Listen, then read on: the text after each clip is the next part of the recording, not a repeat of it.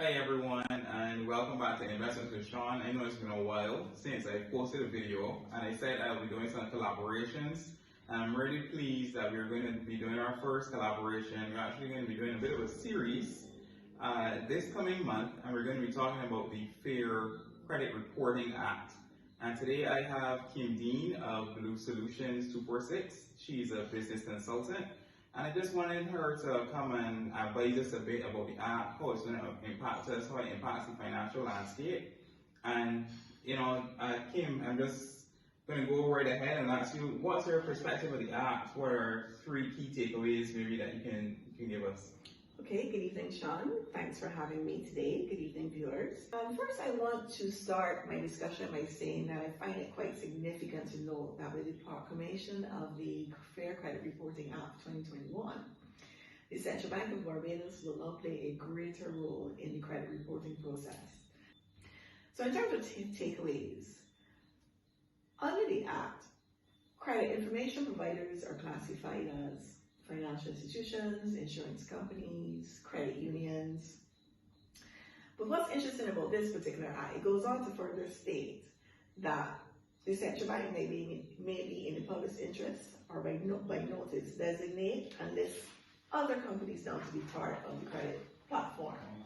So that would include utility companies, government entities such as corporate affairs, land registry, student revolving loan, persons listed under the Telecommunications Act, or any other entity possessing credit information. With the inclusion of these entities now on your credit report, it gives the assessor obviously a more holistic view of their client or their potential client. What is important to note here is what is significant in this change, I should say, is in Barbados, we are only accustomed to having financial institutions as part of our credit report. We're not going beyond that. So we're going to utilities companies. Central Bank has the right to delegate utilities companies, insurance companies. So it's the full picture now you're going to get of the client.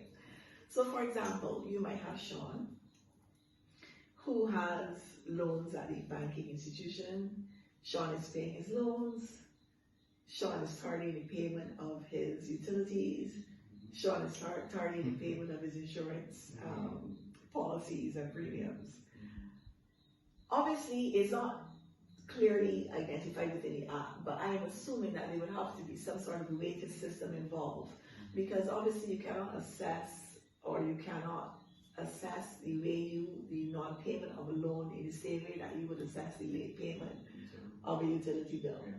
If you understand me. Yeah. So there obviously would have to be some sort of a weighted system in place. But what it really does is give the assessor a full view, almost a complete view of their client.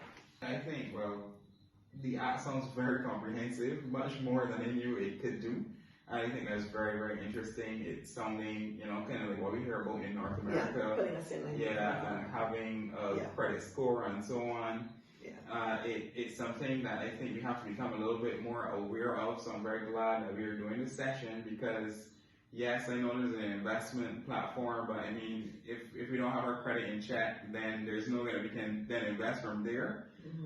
Being that it's going to include utilities and land tax registry and so on, I mean, there are quite a few people who are behind with land tax in particular, and even the current credit situation, even in current environment, there are situations where there is credit at one institution that's not, well communicated to other institutions. So it sounds like there's going to be much greater communication, which means a lot more information for you to assess the client.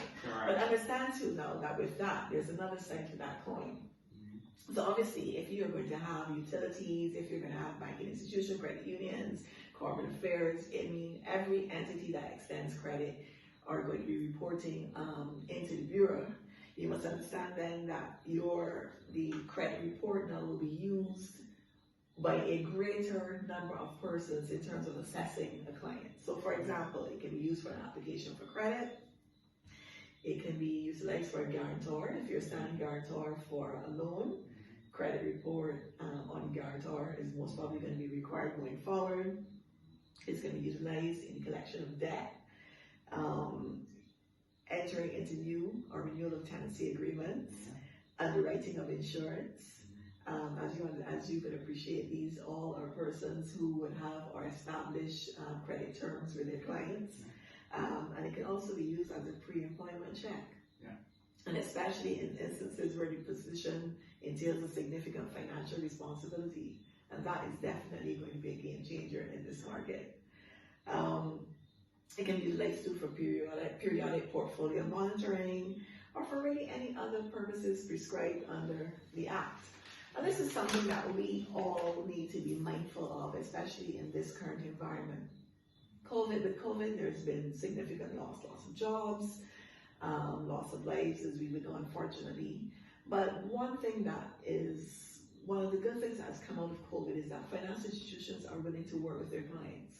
They've recognized the devastation attached to the COVID pandemic, and they're asking their clients to come in, have a conversation so they understand what they're going through, and giving you the opportunity to restructure your loan facilities.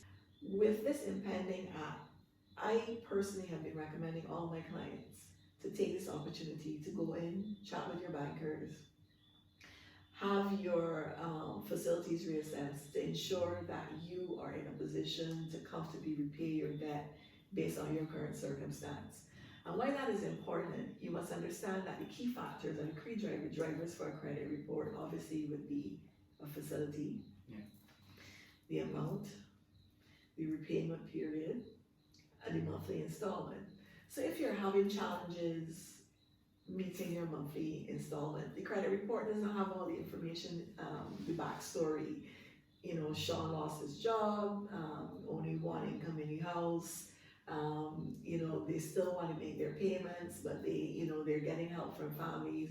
This is really not the time to put yourself under that unnecessary strain. The Act does not explicitly state when the data will, the date that the data will come into effect. So, for example, I'm not clear as to if it will be effective date from the block cremation. I don't know if they're going to go back a year or two. We're unclear about this, but this is really the time for private individuals, small, medium-sized businesses to really look within their respective organizations and within their households to pretty much try to ensure that they are comfortable meeting their debts going forward. Yeah.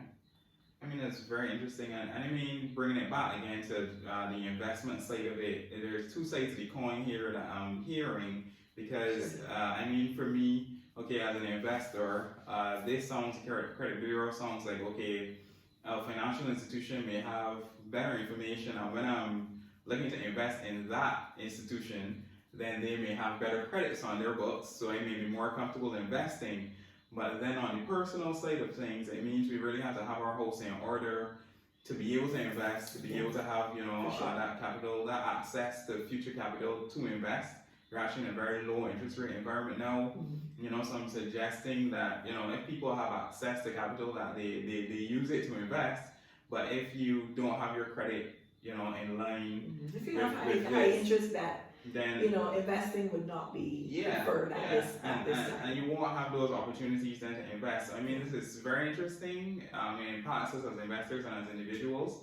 And I think we need to continue to discuss it more. Certainly does. And Kim, we'll come back next time and discuss how this impacts small and medium-sized enterprises, which you specialize with. But that's it for today, and I really appreciate you coming on the show. Yeah, it's been my pleasure. For sure, you can reach out. We actually, one of our key services that we offer is credit repair and debt consolidation. This actually was long before the discussion on the Fair Credit Reporting Act. One other takeaway that I think is really important that we need to be cognizant of is that there's a cross-border element to the Act. So for Caribbean countries that pretty much meet the relevant criteria, your data, as long as you have given the consent, can be shared beyond Barbados. Wow. And that's significant. That's significant. It has, obviously, its good points to that, and it has its disadvantages as well. Can't run from it. So I think that, we are definitely within an environment now that you cannot afford to run or turn your back on bad credit. You really need to get your house in order. This is really an opportunity to get your house in order. So thank you so much. Thanks. It was a pleasure. Thanks, Kim Deane from Blue Solutions 246. And thanks, guys. I'll see you next time. Yeah, thank you. Take care.